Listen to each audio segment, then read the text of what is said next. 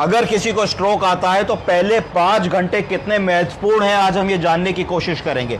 हम सब ने देखा है स्ट्रोक, जिसको पैरालिसिस या लकवा भी कहते हैं, हमारे परिवार में, रिश्तेदारों में, मोहल्ले में लोगों को होता है और शरीर का एक अंग, सिर्फ एक हाथ, एक तरफ का हाथों पैरों का हिस्सा या कई के केसेस में चारों पैरों की हाथों की ताकत चली जाती है। तो ये एक गंभीर बीमारी है स्ट्रोक। डिसेबिलिटी, आदमी चल फिर नहीं पाता, अपना काम नहीं कर पाता, बेड रिडन हो जाता है।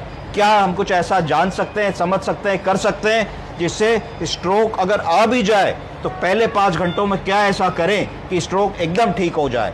क्या ऐसा हो सकता है कि हम स्ट्रेचर पे अस्पताल तो लाए जाएं पर 5 घंटे के भीतर ठीक होकर के हम वॉक करते हुए अगले दिन घर चले जाएं? ऐसा क्या कुछ संभव है? तो आज इसके बारे में मैं आपको बताऊंगा। हाँ, इसका उत्तर है कि ऐसा संभव है। अगर हम में से किसी को भी ऐसा लगता है कि हाथों पैरों में झंझनाहट होनी शुरू हो गई है, हाथों पैरों में नंबनेस आ रही है, हाथों पैरों की ताकत कम हो रही है, मुंह टेढ़ा हो रहा है, अगर हम चाय या पानी पी रहे हैं तो एक तरफ एंगल ऑफ द माउथ से वो पानी निकल जा रहा है, ड्रिबल हो जा रहा है, हमारे शब्द नहीं बन पा रहे हैं, हम हाथ से गिलास को नहीं पकड़ पा रहे हैं, हम चाय का कप नहीं पकड़ पा रहे हैं, हम खड़े नहीं हो पा रहे हैं, तो इसका लक्षण है, ये लक्षण है, सिम्टम्स हैं कि जरूर हम लोगों को स्ट्रोक हो रहा है। इसके लिए क्या करना है?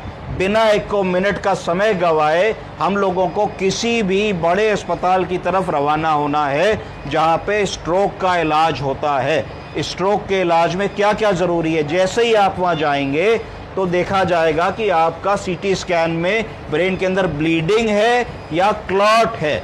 अगर क्लॉट है तो उसको कहा जाएगा कि इस्केमिक स्ट्रोक है। क्लॉट के कारण ब्रेन के अंदर इतना बड़ा क्लॉट फंस गया है, क्लॉट की वजह से ब्लड आगे नहीं जा रहा, ब्लड नहीं जा रहा तो ब्लड के साथ ऑक्सीजन नहीं जा रही है और ब्रेन का वो हिस्सा डैमेज हो रहा है। तो जो ब्रेन के न्यूरॉन्स होते हैं वो हज़ारों लाखों न्यूरॉन्स प्रति मिनट मरने लगते हैं, जिसके कारण उनके फंक्शंस जो होते हैं वो जाने लगते हैं। तो तुरंत क्या करते हैं वहाँ पे इंटरवेंशनल रेडियोलॉजी वाले डॉक्टर साहब बिना चीड़-फाड़ के, बिना चीरा लगाए मिनटों में आपके ब्रेन तक घुस जाते हैं एक कैथेटर के माध्यम से और उस क्लॉट को खींच लाते हैं। और यदि ये सारा काम 4 से 5 घंटे के भीतर हो जाए, इस प्रोसीजर में तो 10 ही मिनट लगेंगे। अगर आप सही समय पे अस्पताल में आ जाएं, सही समय पे सीटी हो जाए, सही समय पे आपका क्लॉट खिंच जाए तो आपके ब्रेन में डैमेज रुक जाएगा और डैमेज रुक जाते ही ब्लड सर्कुलेशन रिस्टोर होगा और आप कुछ ही घंटों में आपकी चेतना जो चली गई थी, हाथों पैरों की ताकत चली गई थी, वो वापस आ जाएगी। आपके इंटरेस्ट के लिए बताऊंगा कि किस रूट से जाएंगे। तो जांग में एक आर्टरी होती है फीमोरल आर्टरी। फीमोरल आर्टरी के थ्रू सिर्फ एक छोटी सी सुई लगेगी, उस सुई के थ्रू एक कैथेटर हम एडवांस करेंगे, वहां से हम जाएंगे एक्सटर्नल इलियक आर्टरी में। कहाँ जाएंगे?